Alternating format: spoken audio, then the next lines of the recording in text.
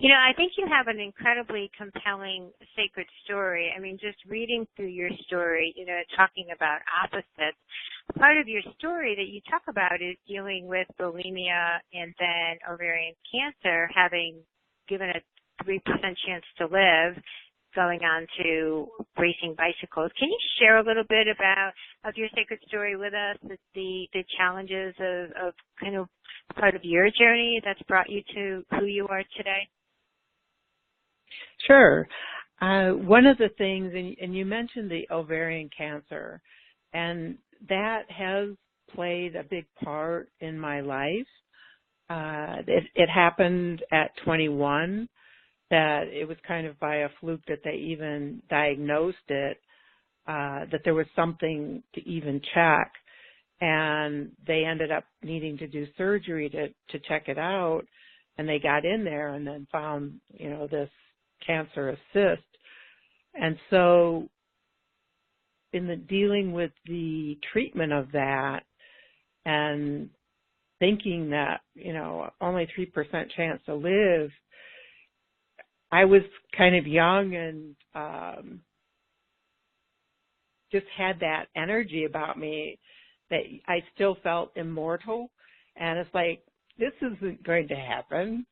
No way. I have a lot of things that I'm here that I need to do. And so I just, in my own mind, thought of myself as being very healthy. And I think part of that type of energy is part of what helps your body heal, because I've learned now that a lot of the healing has to do with the fact that you even believe it's possible, that you're not bought into being sick or having a disease. When you identify with it, it kind of becomes you. And so for this, it was like this cancer, it's outside of me, it's not me, so let's get rid of it. And that's what happened. And the doctors were pretty stunned. But one of the things that I did after that was I thought in terms of, if I asked myself the questions, first, if I were to know I was going to die in 6 months, what would I fit into that 6 months? What's important to me? And, this is assuming I had my health. And so for me, it was spending time outside, traveling, and doing things. And the other question I asked myself was, what would I regret if I were to die in 3 days of never having done?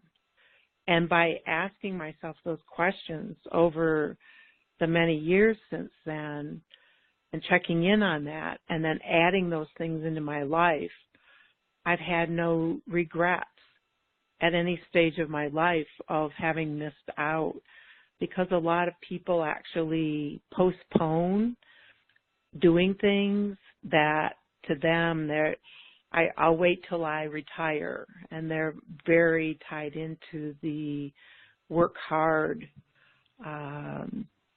and provide and all that, which isn't necessarily a bad thing, but not at the expense of these other joyful things. And that feminine side actually is kind of the joyful, lighthearted side. And so in my life and living in a masculine world, being an engineer, eventually, going on to compete and race bicycles and then do those 5-day adventure races around the world, a lot of craziness in there. But by fitting things in that brought joy and laughter to me and connection, just by being outdoors, was about the only way I was tapping into my femininity. But it wasn't until after I stopped competing in 2004 that I actually realized how shifted and almost totally in my masculine I was. So it was definitely a path for me to bring my feminine back in. And actually now I celebrate her, and I also do the balance between the masculine and the feminine, that whole dance, that he holds space for her to be creative and joyful and lighthearted and listens to her, because she's actually the one that brings in correct timing for things, where a lot of times in the work world we think, the masculine sets a goal and then backs into the steps to get there.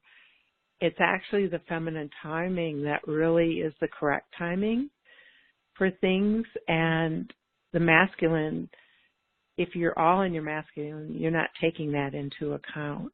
So the dance between the two that I have now is so special, and it just makes everything flow so much easier, that, I really have to look at and celebrate that, of where I've come from where I was.